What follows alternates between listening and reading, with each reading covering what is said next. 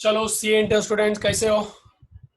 तो आज हम लोग ये टॉपिक को एंड करने वाले हैं। यस, अभी तो टॉपिक को एंड करना पड़ेगा ना। 24 सम्स हो गए वे।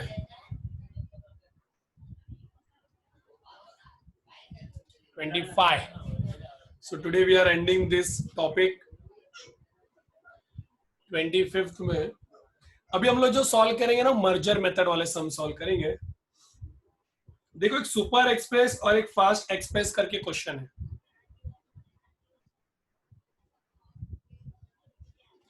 और याद रखना कि मर्जर मेथड में सॉल्व करने के लिए सब कंडीशन सेटिस्फाइड होना चाहिए, या तो उसको बोलना चाहिए कि आप मर्जर मेथड में सॉल्व करो या पूलिंग ऑफ इंटरेस्ट मेथड में सॉल्व करो। मतलब merger method, pooling of interest method एक ही है।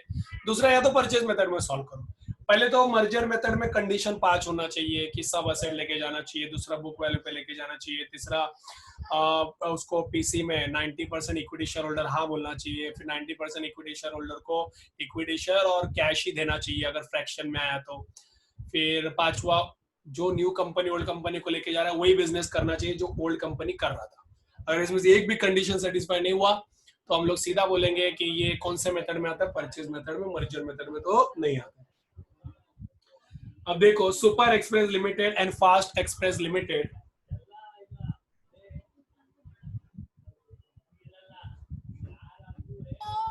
Super Express Limited and Fast Express Limited were in competing business. They decided to form a new company named Super Fast Express Limited. तो ये old है, ये भी old है, और एक नया कंपनी बनेगा सुपर फास्ट एक्सप्रेस लिमिटेड, और ये हो जाएगा न्यू कंपनी। ठीक है। सुपर एक्सप्रेस लिमिटेड में बिल्डिंग है, मशीनरी है, इन्वेंटरी है, ट्रेड रिसीवेबल है, फिर कैश एट बैंक है, फिर कैश इन हैंड है, और 20,000 इक्विटी शेयर है, 100 रुपए का एक प्रोविडेंट फंड है, ट्रेड पेएबल है, फिर इंश्योरेंस रिजर्व भी है। फिर फास्ट एक्सप्रेस लिमिटेड में भी सेम है। The assets and liability of both the company were taken over by the new company at their book value. तो assets and liability of both the company were taken over by the new company at their book value। देखो, पहली बात तो सब assets and liability लेके जा रहे हैं। कंडीशन क्या होना चाहिए? All assets and liability taken over। Condition number 2, ये सब कौन से वैल्यू पे होना चाहिए? बुक वैल्यू पे। Companies were allotted equity shares of ₹100 each in lieu of purchase consideration amounting to ₹30,000। मतलब टोटल परचेज कंसिडरेशन 30,000 है। उसमें से 20,000 तो इसका है, किसका? सुपर फास्ट एक्सप्रेस का, और 10,000 रुपया फास्ट एक्सप्रेस का। Prepare opening balance sheet of super fast express limited. Super express limited prepare opening balance sheet of new company considering the polling method. समझा? बाकी सब कंडीशन ऑटोमेटिकली सेटिस्फाइड है क्योंकि उसने बोला पोलिंग मेथड में सॉल्व करना, तो सबको सेटिस्फाइड ही है ना।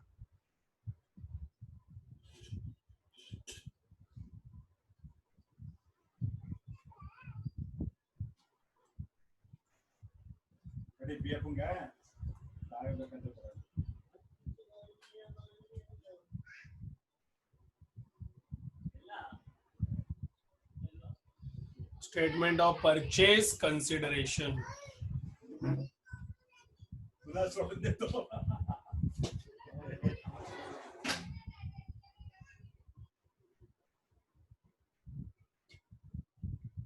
चलो बोलो। स्टेटमेंट ऑफ परचेज कंसिडरेशन में तो मेहनत नहीं लगने वाला है इसमें, बराबर है। बोलो। पहले super express limited, super express limited, फिर fast express limited. Is that clear? Okay. तो इसके दोनों के सिर्फ इक्विटी शेयर होल्डर है, तो पेमेंट इक्विटी शेयर होल्डर को दोगे।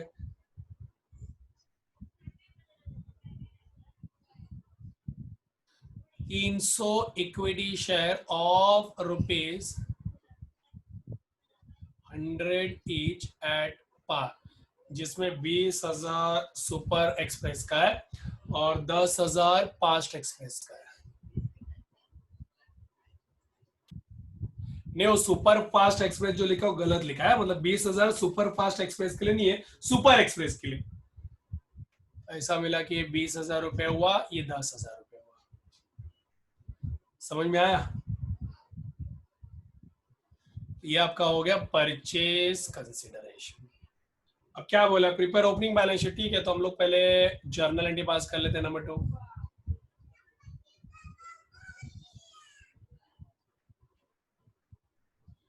कैलकुलेशन ऑफ प्रॉफिट और लॉस ऑन मर्जर। याद आ रहा है? वर्किंग नोट तो यस बेटा, यस।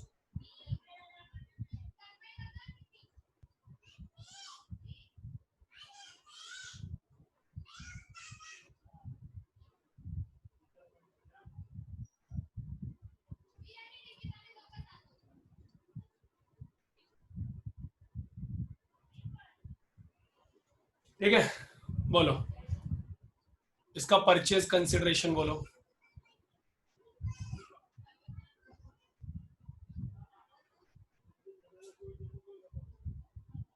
Less share capital. बोलो परचेज कंसिडरेशन इसका कितना है? 20,000। Less share capital 10,000। Share capital कितना था इसका?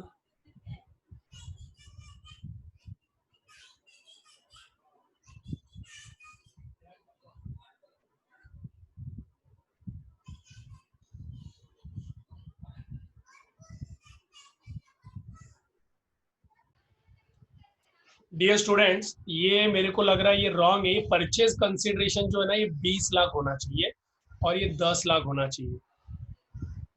यस, वो 20 लाख है और एक 10 लाख है। यस, ठीक है, तो 30,000 इक्विटी शेयर। तो परचेज कंसिडरेशन 20 लाख है। और शेयर कैपिटल कितना है? Share capital equity share plus preference share capital, तो सुबह प्रकाश का 20 लाख है। समझा क्या? तो यहाँ पे नील मतलब नो प्रॉफिट नो लॉस। तो एक साथ कैलकुलेट कर सकते ना बोल।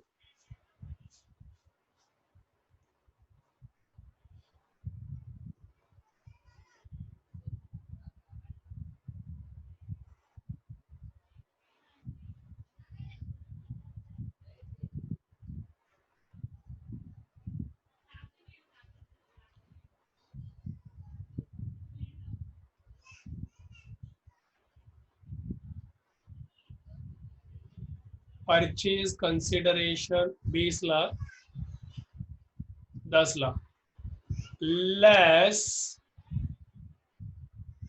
Share capital. इसका शेयर कैपिटल 20 लाख है और इसका share capital 10 lakh.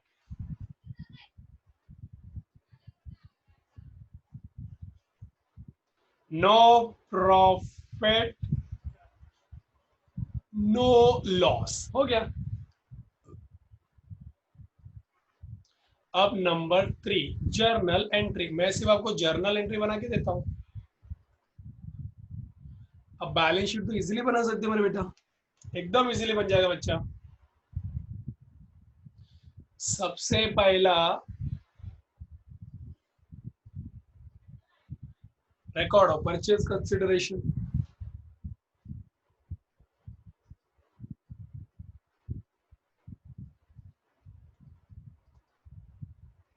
Business purchase account debit to liquidator of super express account to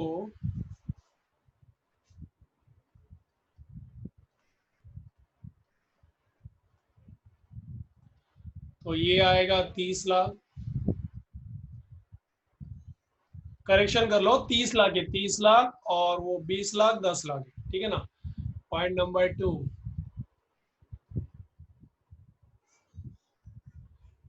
अब यहाँ पे एग्रीड वैल्यू पे जो लेके नहीं जाते, जो भी लेके जाते हैं कौन से वैल्यू पे लेके जाते हैं? बुक वैल्यू पे। तो इसमें एंट्री क्या आएगा? जितने भी असेट्स है दोनों के एक साथ बोल दो, चलेगा, कोई प्रॉब्लम नहीं है।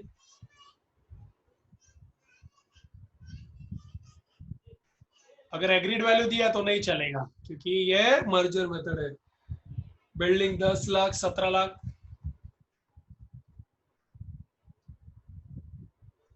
फिर machinery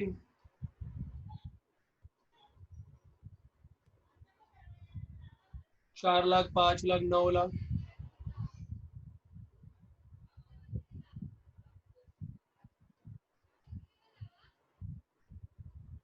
inventory account 3,40,000।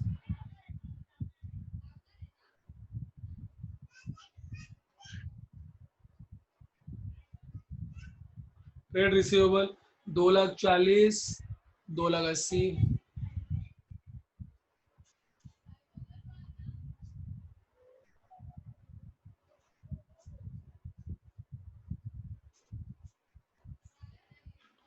Cash at bank 2,20,000, 2,30,000।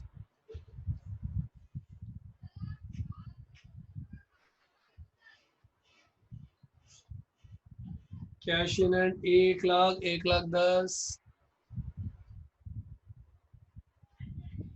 एक लाइन छोड़ के 2।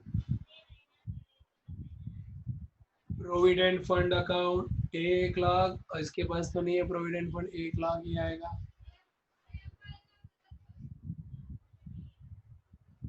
टू ट्रेड पेबल अकाउंट, इसके पास 60,000 है और इसके पास 40,000 है, मतलब 1,00,000। फिर उसके बाद रिजर्व, इंश्योरेंस रिजर्व सब लेके जाएगा, सिर्फ शेयर कैपिटल छोड़ के 1,00,000। इसके बाद क्या बचा, टू रिजर्व बचा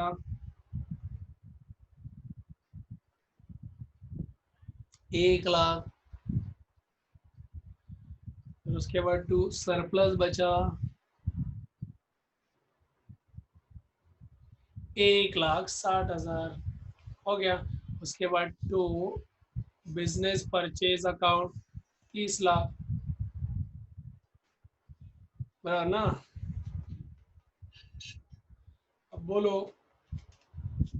17,00,000, 9,00,000, 3,40,000, 2,80,000, 2,30,000, 1,10,000, 1,00,000, 1,00,000, 1,00,000, 1,00,000। टैली हो रहा है, मतलब यहाँ पे कोई भी डिफरेंस नहीं आ रहा। ठीक है, जो भी डिफरेंस आएगा आपको रिजर्व और सरप्लस में डालना, तो नहीं आ रहा। Point number 3,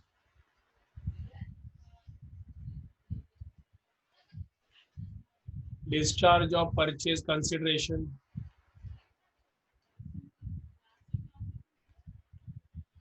liquidator of super express limited account debit 20,00,000।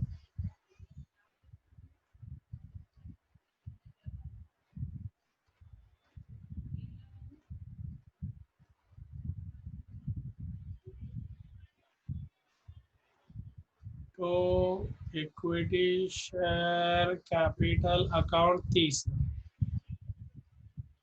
हो गया बॉस, इतना सही है बस, बाकी कुछ नहीं। स्टैट्यूटरी रिजर्व आएगा नहीं स्टेप में, क्योंकि स्टैट्यूटरी रिजर्व सेकंड में ही आ जाता अगर रहेगा तो भी।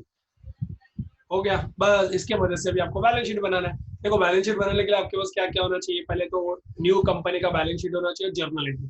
तो न्यू कंपनी का बैलेंस शीट तो है नहीं, तो हम लोग जर्नल एंट्री की मदद से ही बैलेंस शीट बनाएंगे। सब मैंने बना के दे दिया, मतलब आपको ना सिर्फ सेकेंड एंट्री का यूज है और थर्ड एंट्री का क्रेडिट है। हो गया, इतना ही है।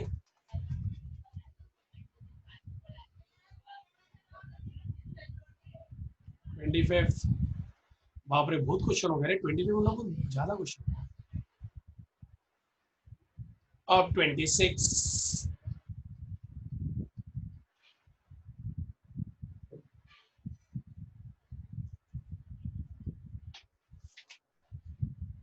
Following are the summarised balance sheet of P limited and V limited. देखो दिख रहा है, P limited and V limited का बैलेंस शीट दिख रहा है। ओके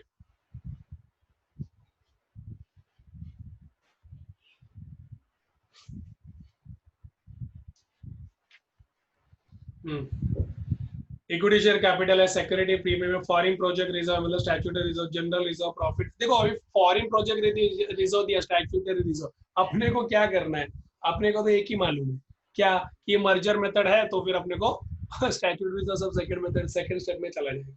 फिर जनरल रिजर्व है, फिर प्रॉफिट एंड लॉस अकाउंट है, फिर 12% डिवेंचर है, फिर ट्रेड पेएबल है, फिर प्रोविजन है, ऐसा करके 33,400 और 12,500 का बैलेंस शीट। असेट्स में land and building, plant and machinery, furniture, inventory, trade receivable, cash at bank, cost of issue of debenture भी दिए। All the bill receivable held by V limited where piece limited accepted. अब ध्यान से सुनना, all the bill receivable held by V limited, तो V limited में जो bill receivable है ना, वो पूरा का पूरा है ना वीक है। मतलब बिल रिसीवेबल कितना है, नीचे दिया देखो 80 रुपया, दिख रहा है नीचे टेबल दिया 80 रुपया, मतलब इंटर कंपनी रेट हो गया ना वो 80 रुपीज। तो हम लोग एंट्री पास करेंगे, don't worry. On 1st April 2011, P Limited to Core V Limited in amalgamation in the nature of merger। देखा, ये merger limited। तो P Limited ने V Limited को खरीद लिया और P Limited ने V Limited को प्रॉमिस किया है कि तेरा जो भी बिजनेस है मैं खरीदता हूँ। It was agreed that, अभी कैसे? It was agreed that in discharge of consideration for the business, P Limited would allot 3 fully paid equity share और ₹10 each at par for every 2 shares held in V Limited। तो P Limited बोलता है, मतलब new company बोलता है मैं 3 share दूंगा तेरे 2 शेयर्स के सामने, और उसके पास सिर्फ एक ही share holder, equity share holder, मतलब पेमेंट सिर्फ इक्विटी शेयर होल्डर का ही होगा। दूसरा, it was also agreed that 12% debenture in V Limited would be converted into 13% debenture in P Limited of the same amount and denomination। तो debenture holder को convert कर देना है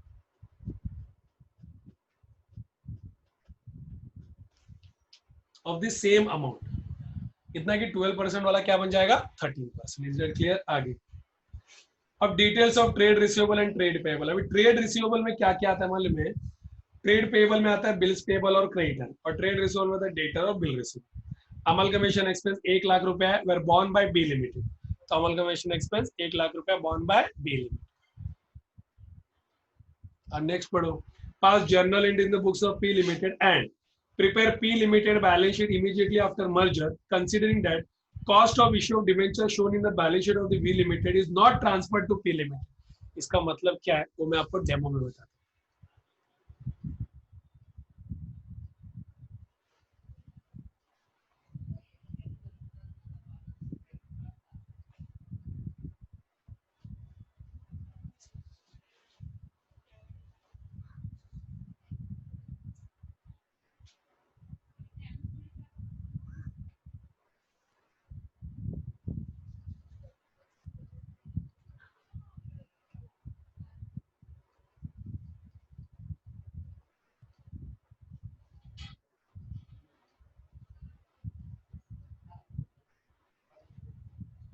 ये बोलता है मैं, न्यू कंपनी बोलता है मैं 3 इक्विटी शेयर दूंगा उसके 2 शेयर के सामने।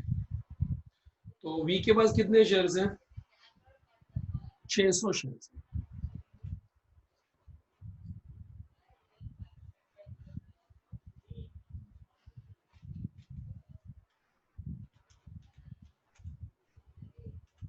नौ सौ लाख शेयर,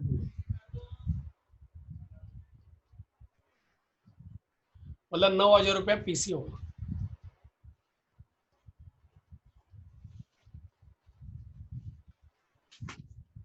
समझा क्या? 9,000 रुपया पीसी होगा।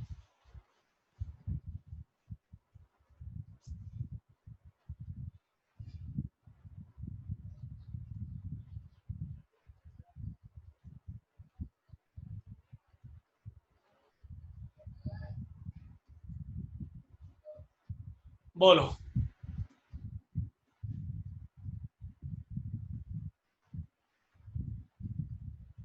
परचेज कंसिडरेशन बोलो कितना? 9,000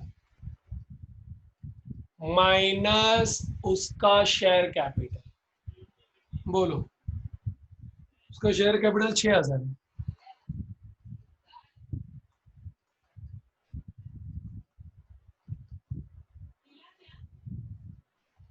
तो 3,000 आएगा।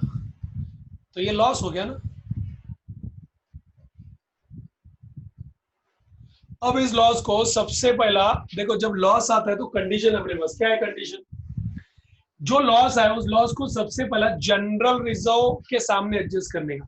चेक करो एक जनरल रिजर्व है, जनरल रिजर्व तो कितना लॉस है? 3,000 का लॉस है ना। तो इस लॉस को पहले ओल्ड कंपनी के जनरल रिजर्व के पास है, ओल्ड कंपनी का जनरल रिजर्व कितना? 3,200, तो उसमें से 200 माइनस 3,000 माइनस करने का। अरे समझा क्या? अब ये लॉस कितना है? 3,000 है ना। अब इसको सबसे पहले ऑर्डर में किसको एडजस्ट, किस में एडजस्ट करने का? General reserve old plus new, तो पहले ओल्ड ले लो, दोनों ले लो यार, ये क्या नहीं। तो टोटल कितना है ओल्ड प्लस न्यू का general reserve? 9,500 plus 3,200, 12,700।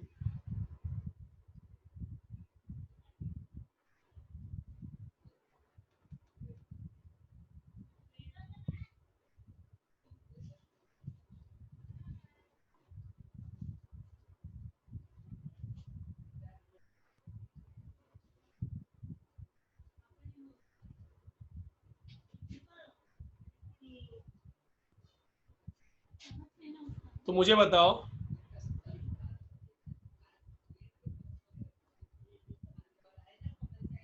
General reserve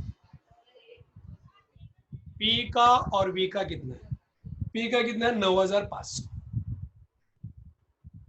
और ओल्ड का 3,000। नहीं नहीं, हम लोग तो एडजस्ट करने वाले हैं ना, बराबर ना, हम लोग एडजस्ट करने वाले हैं। तो कितना जनरल रिजर्व? ओल्ड न्यू में तो अपने आप ज्वाइन ही हो जाएगा, उसका तो कोई टेंशन नहीं है। जनरल रिजर्व बोलो, जनरल रिजर्व ओल्ड का कितना है?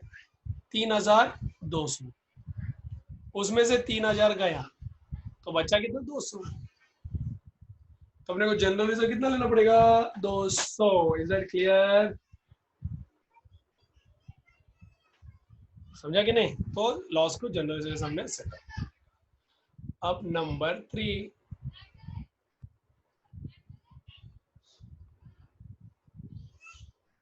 Journal entry. अब देख लो जर्नल एंट्री, और क्या। सबसे पहला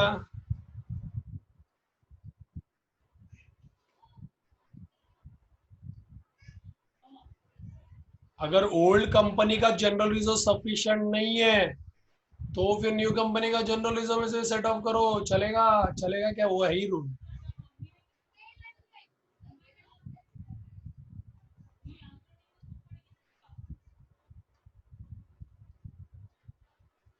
number 2, assets and liability taken over at book value।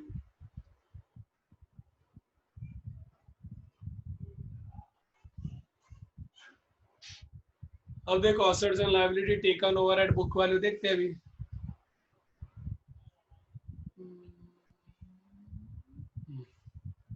सब एसेट लिखो, और क्या।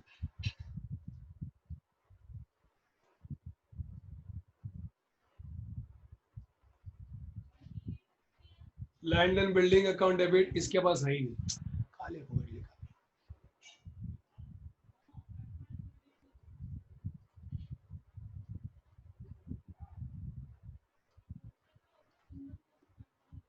Plant and machinery account debit 5,000 book value पे लेके जाएगा ना।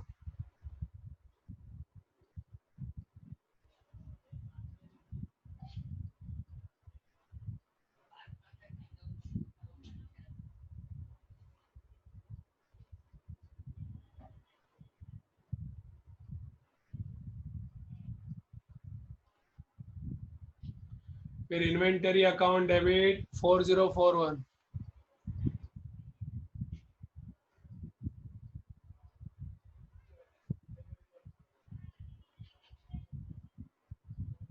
ट्रेड रिसीवेबल अकाउंट डेबिट 1,100,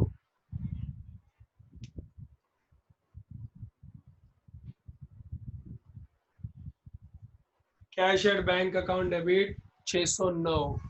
अब सर डिस्काउंट ऑन इश्यू वो नहीं, वो उसी discount on issue of debenture है ना, वो क्या करने का? उसी कंपनी के, मतलब वी कंपनी के प्रॉफिट एंड लॉस में से लेस करने का।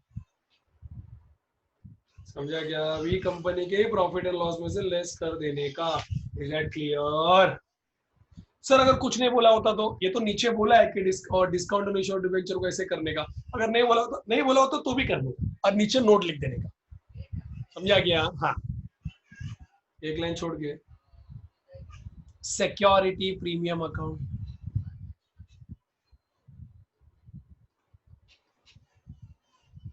नहीं रे, गलती से लिख दिया।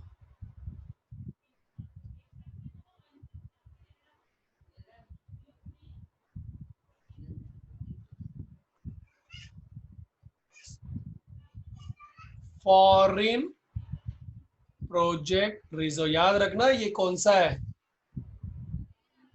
स्टैट्यूटरी रिजर्व है, तो ये स्टैट्यूटरी रिजर्व के स्टेप में नहीं आएगा। टू जनरल रिजर्व 200 मालूम है ना, ऊपर दिया है, अभी हम लोग ने कैलकुलेट किया। कितना है प्रॉफिट एंड लॉस? 825 माइनस 50 रुपया cost of issue of debenture. 825 minus 50 रुपया, तो ये आएगा 775। बोलो समझ में आया क्या? फिर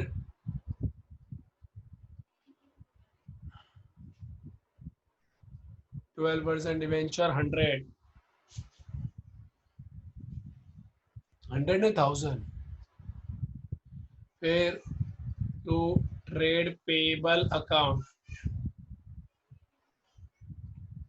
463।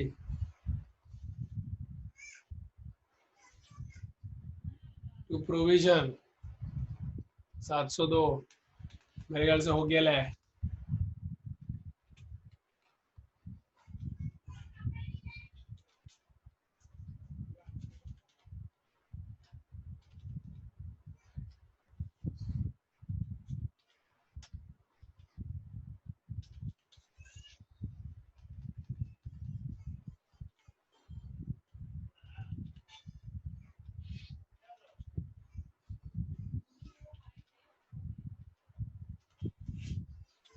₹9,000 कैपिटल इस बार।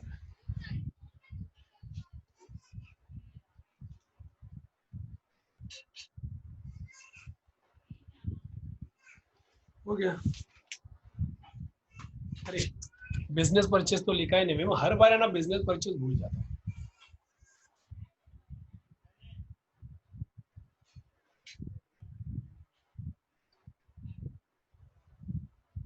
बिजनेस परचेज लिखना चाहिए ना, वो एक लाइन छोड़ना ही भूल जाता हूँ।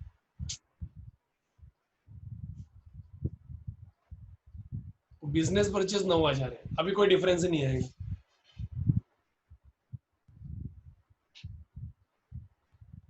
नंबर 3,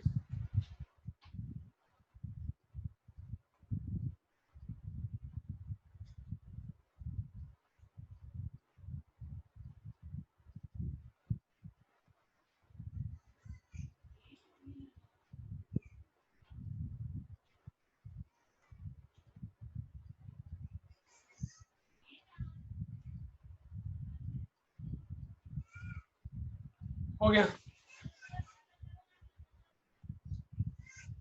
इसके बाद carry forward of statutory reserve नहीं आएगा। क्यों नहीं आएगा? क्योंकि ऑलरेडी सेकंड स्टेप में आ गया है। फिर पेमेंट टू डिबेंचर होल्डर तो आएगा। देखो ये ऐसा आ जाता है तो तकलीफ होता है।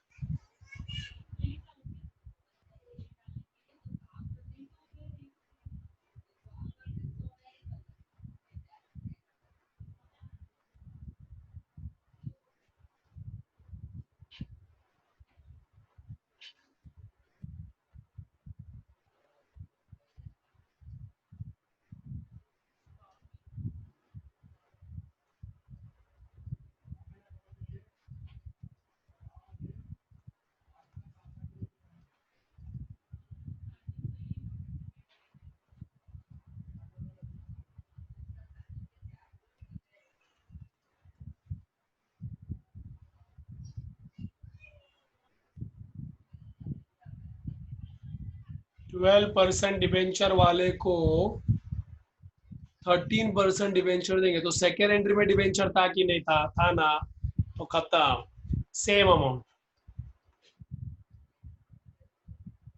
उसके बाद फ्रेश इशू है नहीं है, उसके बाद payment of under writing commission नहीं है, प्रीलिमिनरी एक्सपेंस भी नहीं है, फिर उसके बाद वो रियलाइजेशन एक्सपेंस है।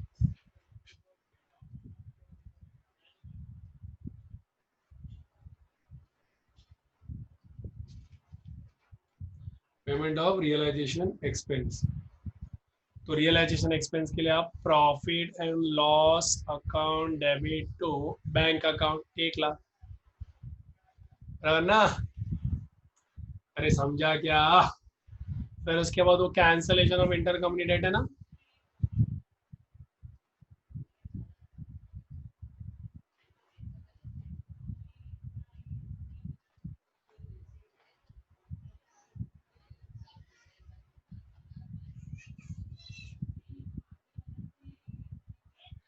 Trade receivable account debit to trade payable account, या तो bills payable account debit to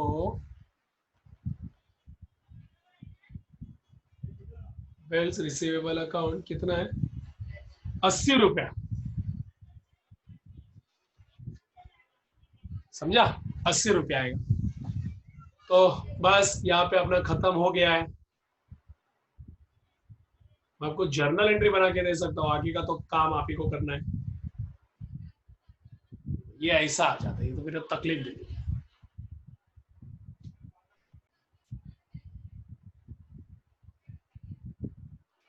अब चलो क्वेश्चन नंबर 27।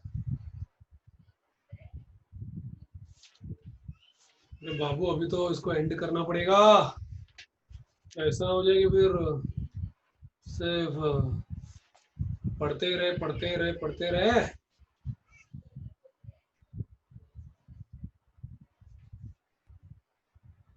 चलो, the following are the balance sheet of M Limited and N Limited as at 31st March। M Limited and N Limited का question है, जिसका balance sheet 11,500 11,571 and 16621 है।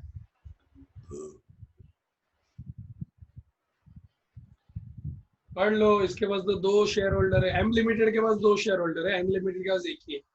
फिर capital reserve, general reserve, फिर debenture है, फिर trade creditor है, फिर प्रोविजन है। असेट में प्रिलिमिनरी एक्सपेंस में पढ़ रहा हूँ, discount and issue of debenture भी पढ़ रहा हूँ।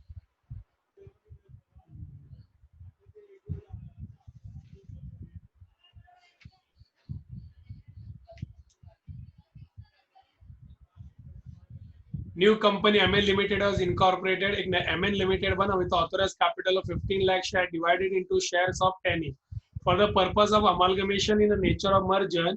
M and N limited were merged into MN limited। अच्छा, तो ये amalgamation और amalgamation नेचर ऑफ मर्जर है। हाँ, अब परचेज कंसिडरेशन में क्या क्या देने का देख ले भाई।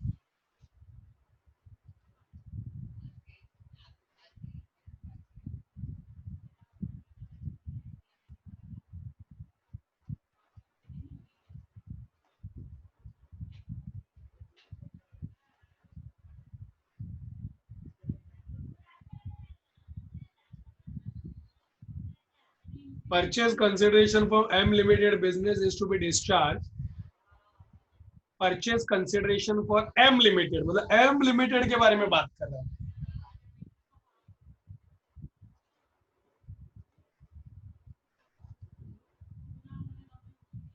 एम लिमिटेड का परचेज कंसिडरेशन कुछ इस तरह, is to be discharge by the issue of 120 lakh fully paid 11% preference share and 720 lakh fully paid equity share of MN Limited to the preference and equity shareholder of M Limited in full satisfaction of their claim। Okay। उसके बाद to discharge purchase consideration of N limited business MN Limited to allot 90 lakh equity shares paid up equity share 90 lakh fully paid up equity share to shareholder of N Limited in full satisfaction of the claim। Okay। Expense on the liquidation, मतलब दो ही point PC से related है, एक का M का PC है और एक एन का PC. Expense on the liquidation of M limited and N limited amounting to 6 lakh are to be borne by MN limited. अच्छा, तो MN लिमिटेड ही वो लिक्विडेशन एक्सपेंस भरने वाला है। फिर 8% redeemable debenture of N Limited to be converted into 8.5% redeemable debenture of MN Limited। अच्छा, फिर expense of incorporation 15 lakh. You are requested to pass journal entry बस। और ये क्वेश्चन नवंबर 2009 में 16 मार्क के लिए पूछा, मतलब कितना सिंपल क्वेश्चन पूछा है। क्या आ जाता है बीच बीच में।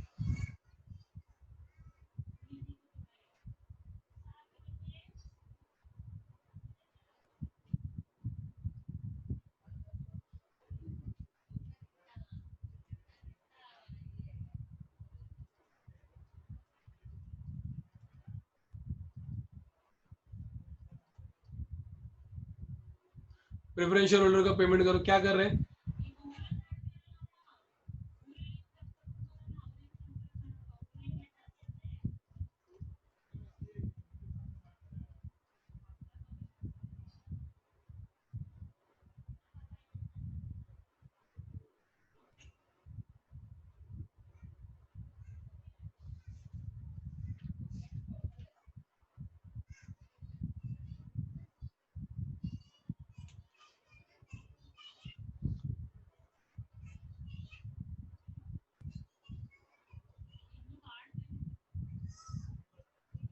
एन के पास नहीं।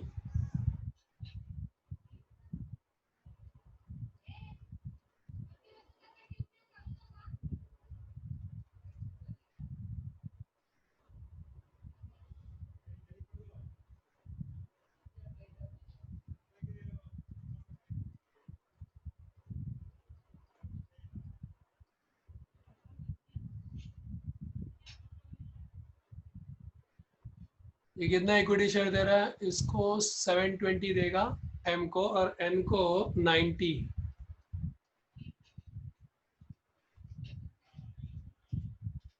810।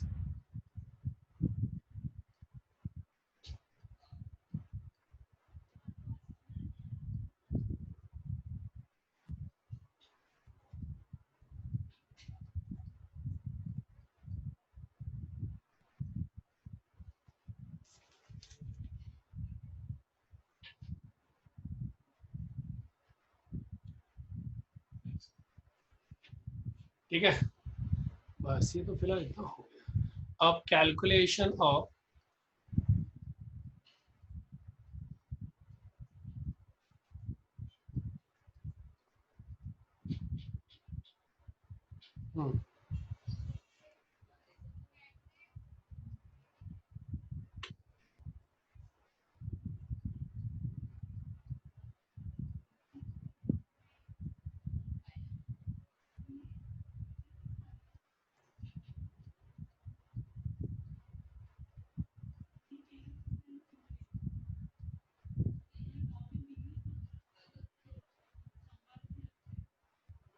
इसका परचेज कंसिडरेशन ना 8,400 और इसका 900,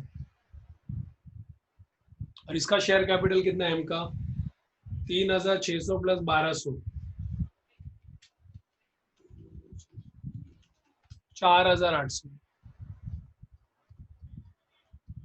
और इसका 900,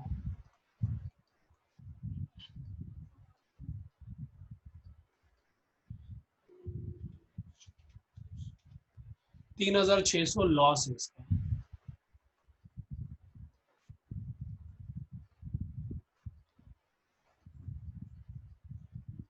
नो प्रॉफिट नो लॉस। अब ये लॉस को पहले सेट ऑफ करने का एम लिमिटेड का, तो एम लिमिटेड के पास रिजर्व है क्या, देखो जनरल रिजर्व, हाँ है जनरल रिजर्व, तो देखो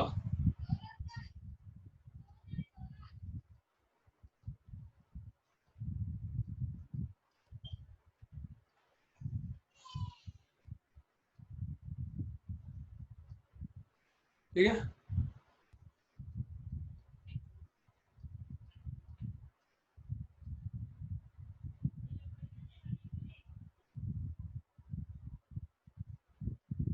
ये 3 ले लेता हूँ। Adjustment of loss on merger of M limited, loss on merger कितना है, 3,600 लेस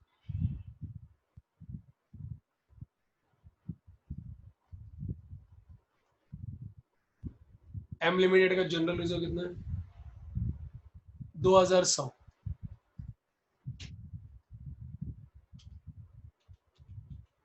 अभी भी 1,500, मतलब जनरल रिजर्व पूरा गया। एम एम लिमिटेड का जनरल रिजर्व पूरा खत्म हो गया। प्रॉफिट एंड लॉस यूज करो, जनरल रिजर्व पूरा खत्म हो गया, अब प्रॉफिट एंड लॉस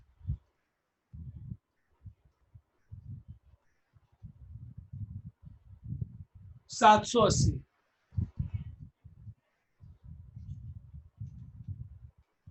साला पूरा प्रॉफिट एंड लॉस भी खत्म हो गया। तो मैं उधर कट कर रहा हूँ, अभी जनरल रिजर्व भी नहीं बैलेंस, 2,100 तो वो भी कैंसिल हो गया, प्रॉफिट एंड लॉस भी फिनिश हो गया। अब क्या बचा, कोई है ऐसा रिजर्व, अब एक ही रिजर्व बचता है, कैपिटल रिजर्व यूज करो, और क्या।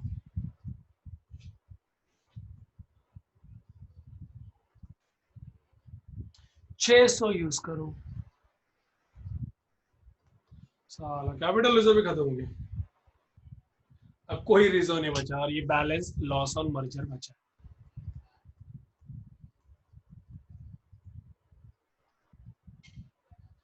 और इसको कहाँ पे दिखाओगे,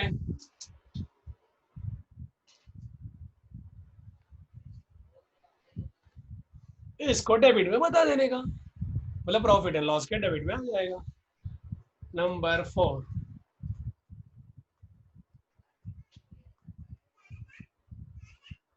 जर्नल एंट्री। दोनों का ऐड करें अभी।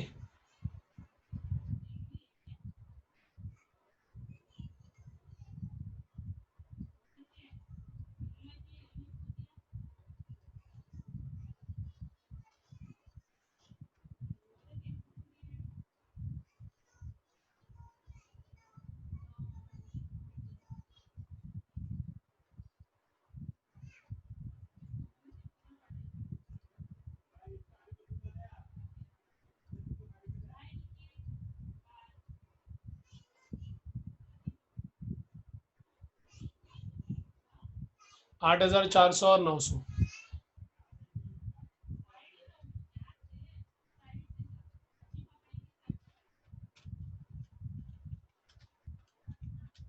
9,300 है टोटल, बराबर। सेकेंड,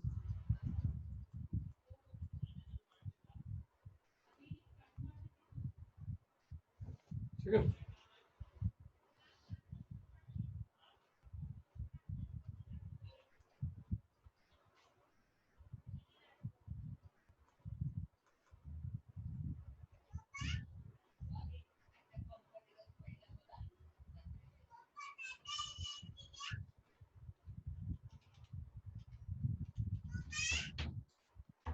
रहेगा 4683।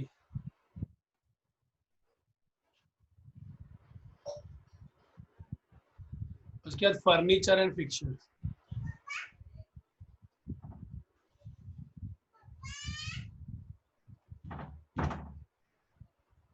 2,400 प्लस 183, 2583।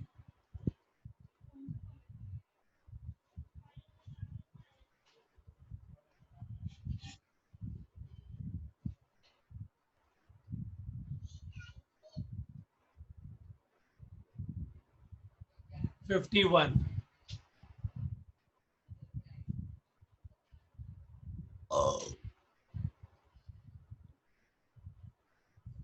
स्टॉक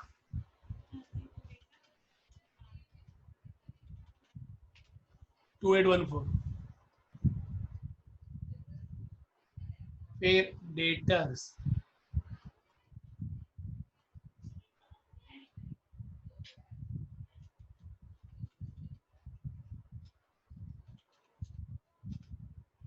1281। फिर कैश एट बैंक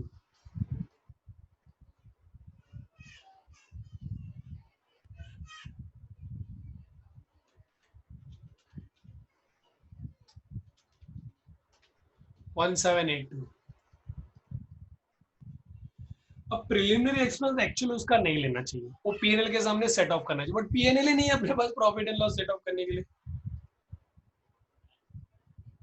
तो मुझे ऐसे केस में ऐसा लिखना ही पड़ेगा। किधर है उसके पास रिजर्व, कुछ है ही नहीं सेट ऑफ करने के लिए।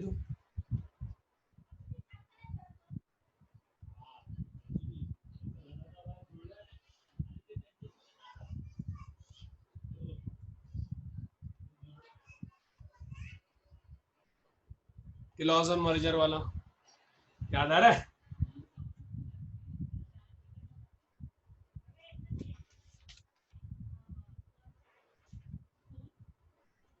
2, कैपिटल कैपिटल रिजर्व लिखना चाहिए बट है ही नहीं, तो उसके पास जनरल रिजर्व लिखना चाहिए बट है ही नहीं, और जिसके पास था उसने खत्म कर दिया। फिर सीधा 8% डिबेंचर अकाउंट 300।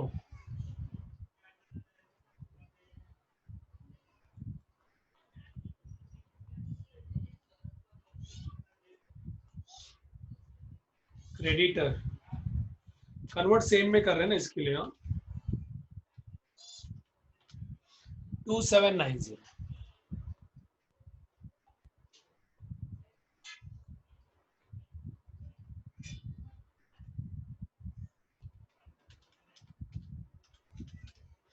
963।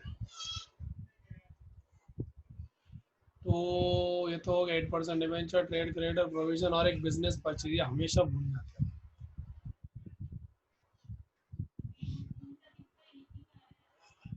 परचेज 9,300 शायद टैली आता है, क्योंकि लॉस जो था वो हम लोग ने एडजस्ट कर दिया।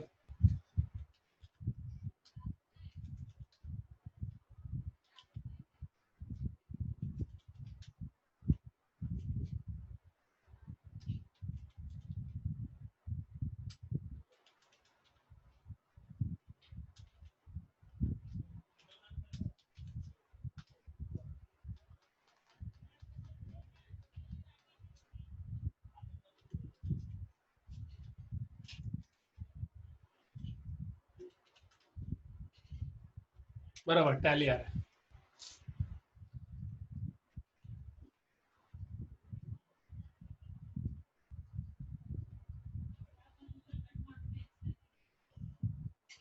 डिस्चार्ज ऑफ परचेज कंसिडरेशन में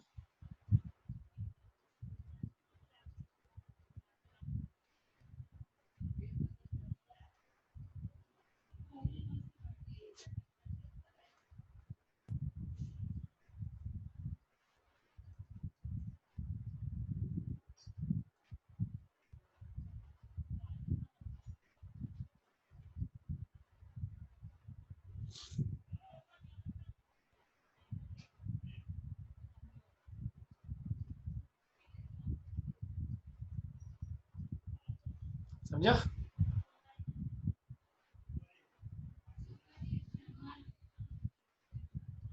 number 4 discharge of PC, number 4 carry forward statutory reserve नहीं है, हाँ पेमेंट टू डिवेंचर।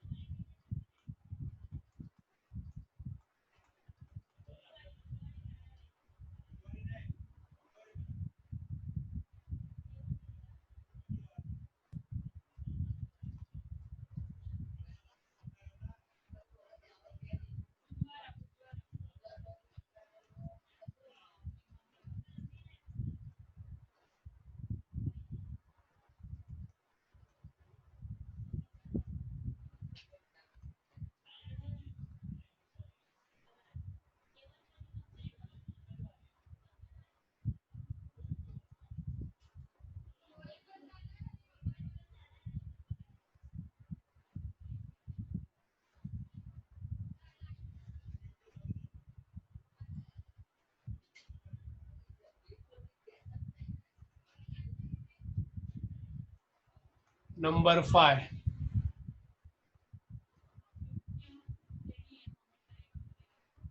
फिर फ्रेश इशू है क्या?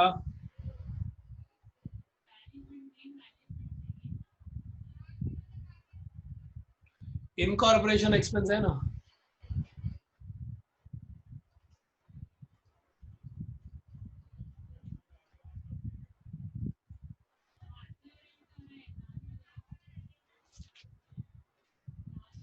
इनकॉर्पोरेशन एक्सपेंस यानी इनकॉर्पोरेशन एक्सपेंस अकाउंट डेबिट यानी प्रिलिमिनरी एक्सपेंस, तो इसको मैं प्रिलिमिनरी एक्सपेंस ले लेता हूँ तो भी चलेगा।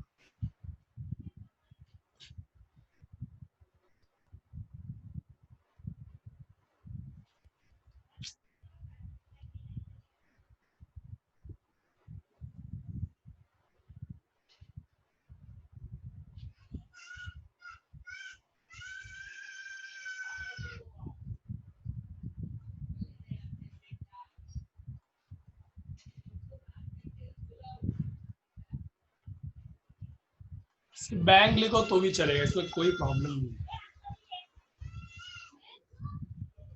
नंबर 6 फिर उसके बाद लिक्विडेशन एक्सपेंस।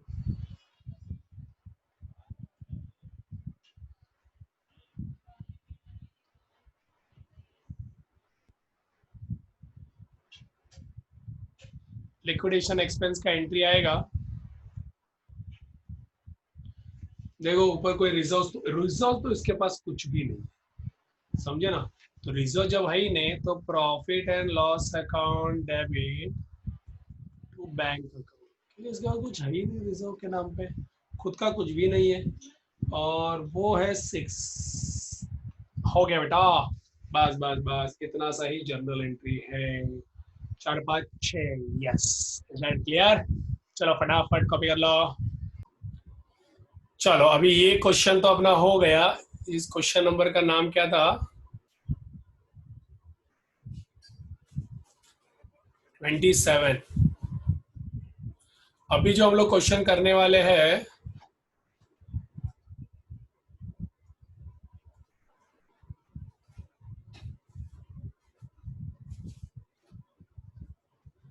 ट्वेंटी एट, उसमें से बैलेंस शीट बनाने का। बैलेंस शीट तो हम लोग बना लेंगे। अब आ जाओ question number 28।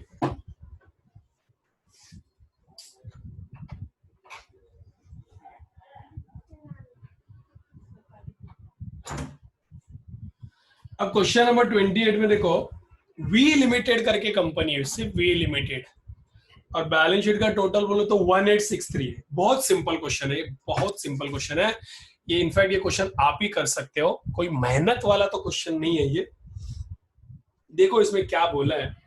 Following is the balance sheet of V limited as on 31 March 2012।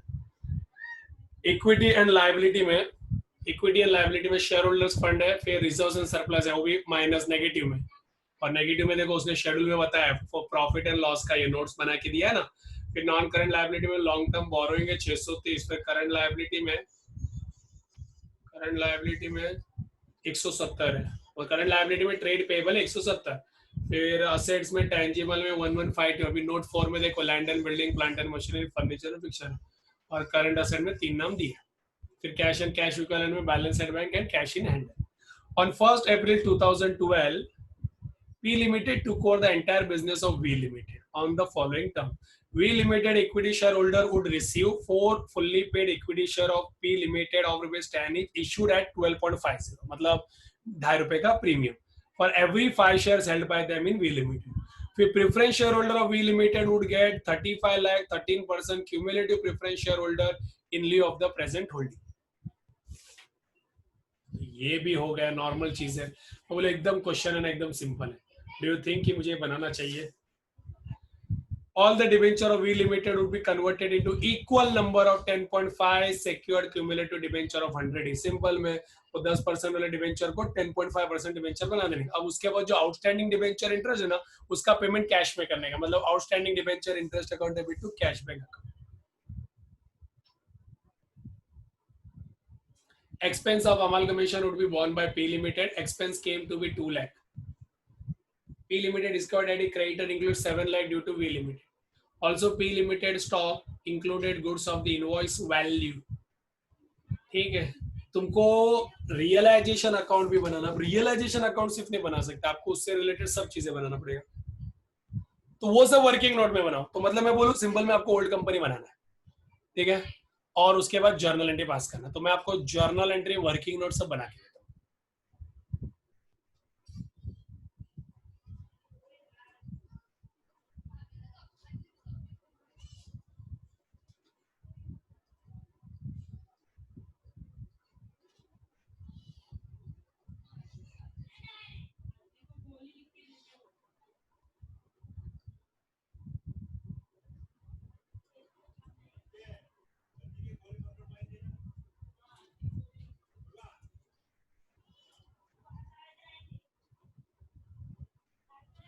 We limited के प्रेफरेंशियल होल्डर का डिस्चार्ज करो तो क्या दे रहे हो उसको? 35 lakh 13% preference share of each, मतलब 350 बराबर ना।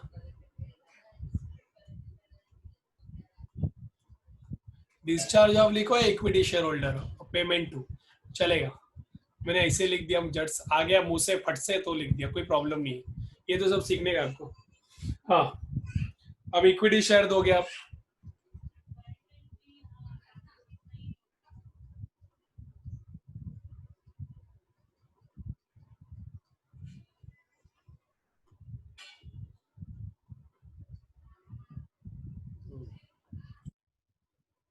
Would receive, V limited equity share would receive 4 equity share दूंगा फॉर 5 शेयर सेल। 5 के सामने, तो ऐसे उसने कितना हेल्ड किया है? 80 लाख हेल्ड किए।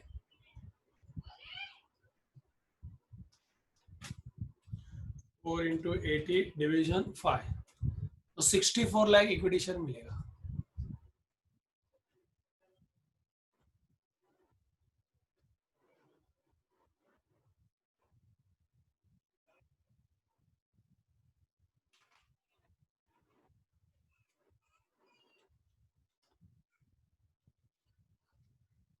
990।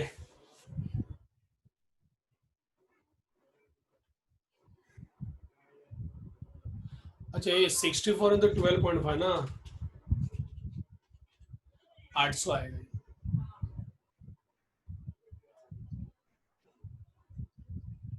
यस। नंबर 2,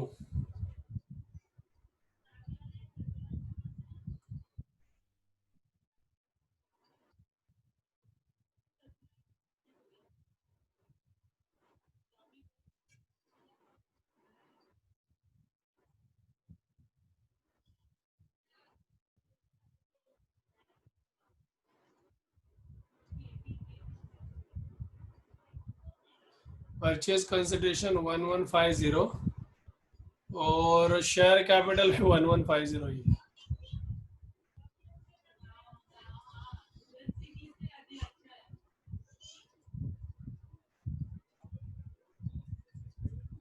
हो गया।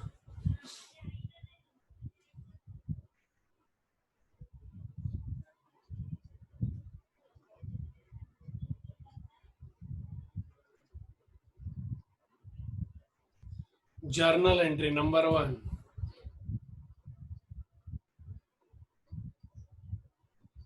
Record of purchase consideration.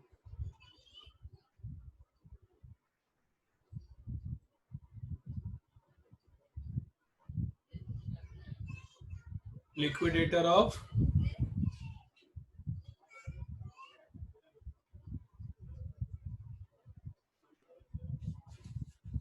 बराबर है। उसके बाद वो लैंड एंड बिल्डिंग वो सब लिखना पड़ेगा ना।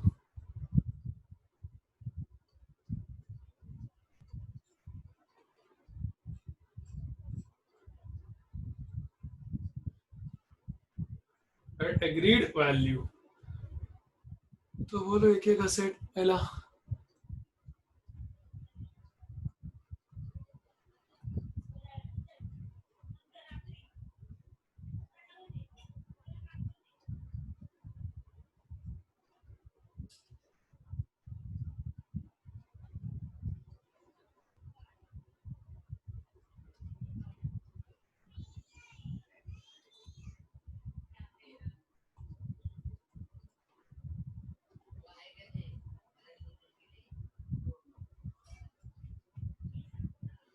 फिर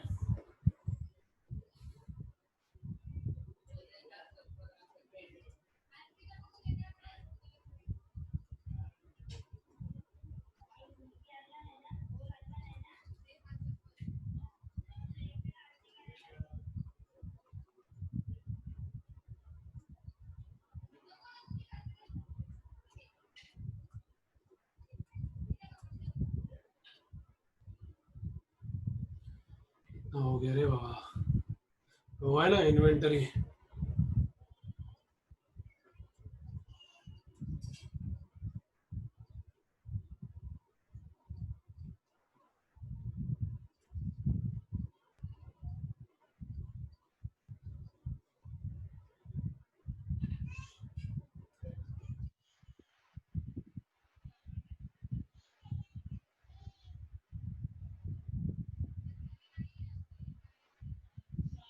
2, अच्छा प्रॉफिट एंड लॉस भी डेबिट में।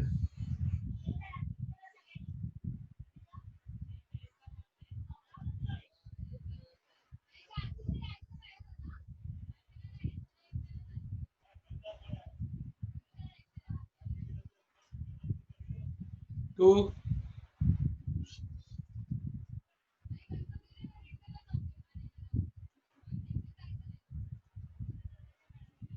2 आउटस्टैंडिंग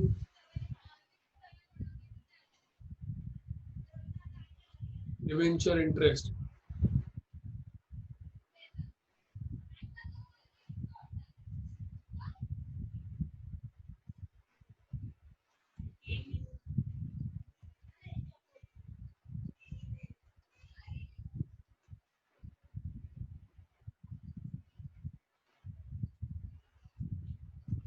10% डिवेंचर, वो तो सेम नंबर पे कन्वर्ट हो जाएगा ना, इतना कि 10.5 हो जाएगा ना।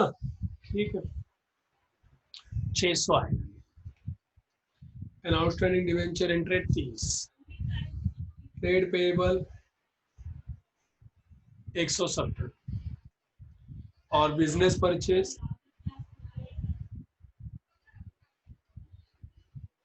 मेरे ख्याल से ना टैली हो रहा है।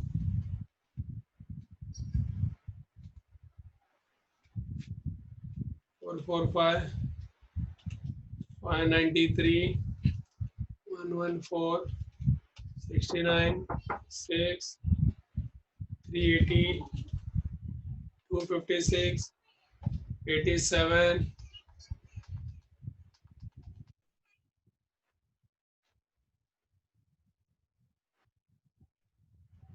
630, 170 का टैली आ रहा है। मतलब ये मेथड में ऑलमोस्ट कभी डिफरेंस आया तो, और प्रोबेबिलिटी लेके चलने का कि डिफरेंस आ भी तो सकता है, ज्यादातर नहीं आता है बट आ भी सकता है।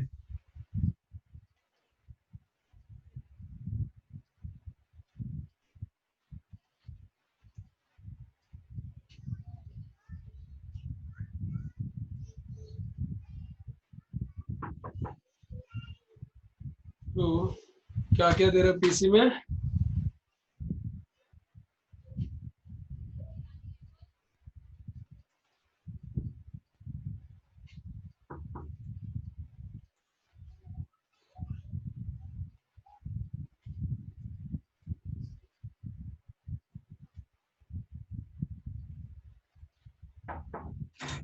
Security premium account 1150,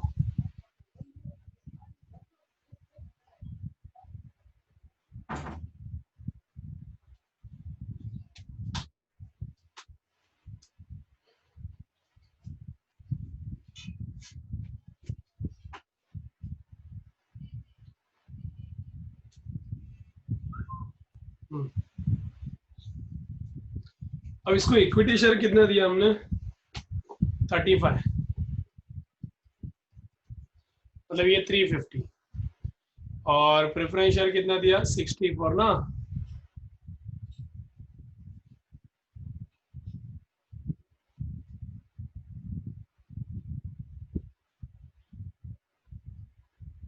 sixty four into 10, फिर 64 इंटू 2.5, तो ये 640,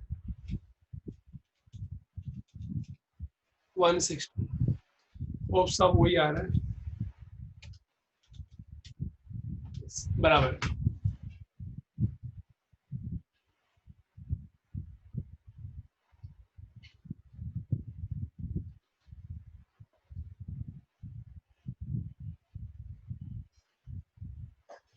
अब पेमेंट टू डिवेंचर होल्डर,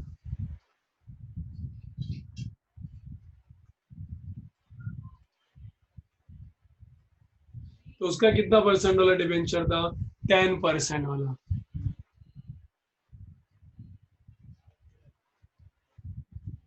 और हम लोग कितना वाला देंगे? 10.5%। हो गया, सेम सेम सेम अमाउंट करेंगे, 600 और 600। नंबर 5,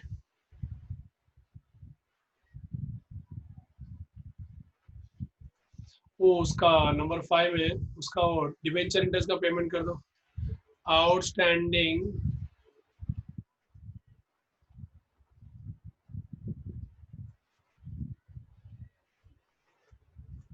30 रुपये, समझा? फिर उसके बाद फ्रेश इशू तो नहीं है, फिर हम अंडर राइटिंग कमीशन भी नहीं है, फिर अमल कमीशन भी नहीं है, इनकॉर्पोरेशन एक्सपेंस नहीं है, अमल कमीशन। उसके बाद वो 7 लाख का क्या करने का है? ये 2 लाख का अमल कमीशन एक्सपेंस था ना, तो 2 लाख का क्या करने का है? तो कुछ नहीं है, तो फिर सिंपल में है, प्रॉफिट एंड लॉस के डेबिट में डाल दो।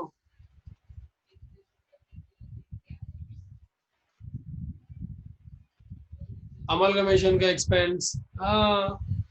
नंबर 7, वो इंटर कंपनी डेट,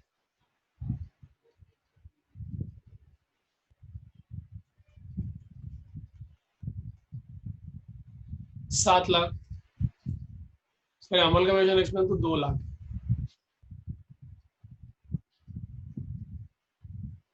आठवां, also pre-limited stock included cancellation of intercompany, cancellation of unrealized profit in stock।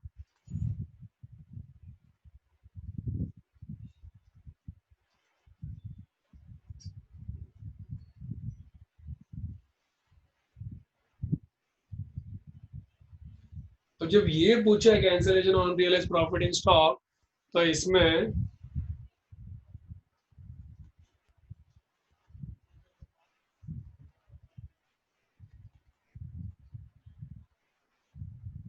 कितना परसेंट है? 5 लाख है ना। इनवॉइस प्राइस अभी हुआ क्या, देखो ऐसा 20% ऑफ इनवॉइस प्राइस, ये इनवॉइस प्राइस है, तो ये 80। अब जो उसने दिया इनवॉइस प्राइस वो ये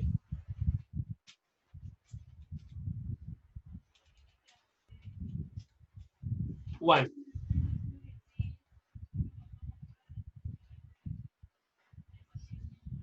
हो गया,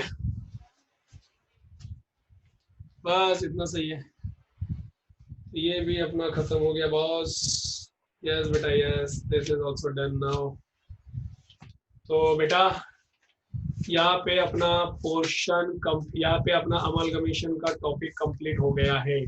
अच्छा, इसमें ना और एक हो सकता है जो मैं आपको बताता हूँ अभी। ये हो सकता है वो क्या करेगा ना, वो क्या करेगा, एक सम पूछेगा और उसमें दोनों मेथड सॉल्व करने बोलेगा। एक बोलेगा मतलब एक सम देगा और उस सम में दोनों मेथड सॉल्व करने बोलेगा। मतलब amalgamation in nature of purchase and amalgamation in nature of merger, दोनों। तो 2 बार आपको सम सॉल्व करना पड़ेगा। समझे? पीसी का भी चेंज नहीं होगा बट बाकी सब चेंज हो जाएगा। ठीक है, तो ऐसा एक क्वेश्चन मैंने डाला हुआ है बट मैं सॉल्व नहीं कर रहा हूँ। और वो क्वेश्चन है H limited and N limited. देखो लास्ट में शायद क्वेश्चन है वो H limited and N limited. समझा? उसमें दोनों मेथड में आपको सॉल्व करना है, दोनों मेथड में सॉल्व करना है, दोनों मेथड। ठीक है, तो यहाँ पे हम लोग ये टॉपिक को एंड करते हैं। और एक टॉपिक बचेगा अपना, वो है NBFC, non banking financial company. वो हार्डली 1 घंटे का टॉपिक है, वो खत्म हो जाएगा अपना। ठीक है, चलो बाय, टेक केयर।